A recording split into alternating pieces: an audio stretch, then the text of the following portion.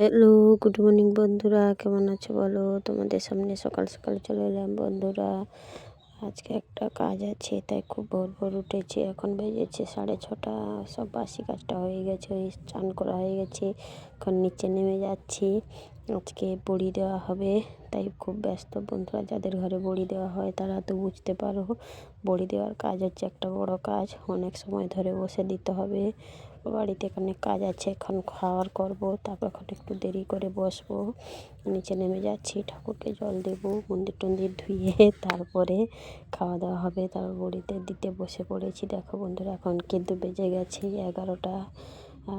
10:30টার মতন বসেছিলাম, অনেকগুলো বড়ি হয়ে গেছে। এখন 11টা, তো বড়ি দিচ্ছি, দেরি হয়ে গেছে এক করে। আমার মেয়ে কখন একটু ভিডিও করেছে আমি নিজেও জানি না, পরে তো ভয়েস দিচ্ছি বন্ধুরা দেখে বলছে। তো যখন দিলাম অনেক রোদ হয়েছিল, গরম লেগেছিল।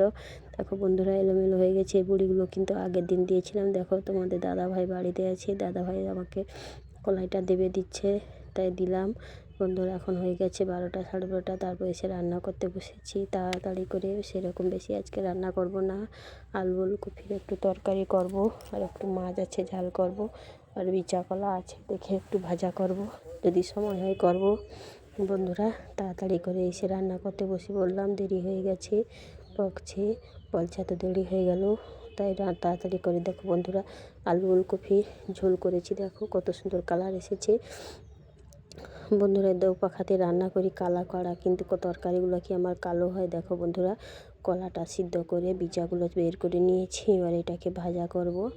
দেখো, এটা বিচা কলা কিন্তু বন্ধুরা। বিচা কলা কে কে খেতে পছন্দ করো আমাকে কমেন্ট করবে।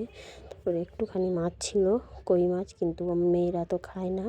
তোমাদের দাদাভাই আজকে বাড়িতে আছে, তার জন্য একটু ঝাল করে দিচ্ছি, বান্না দিয়ে দিচ্ছি, নাহলে আমার রান্নাটা কিন্তু প্রায় শেষ হয়ে যাবে বন্ধুরা। আমার দো পাখাতে কিন্তু এখানে রান্নাটা তাড়াতাড়ি হয়, বেশি বেশি জ্বালন ঢেলি রান্না করি, তাই তাড়াতাড়ি হয়ে যায় বন্ধুরা।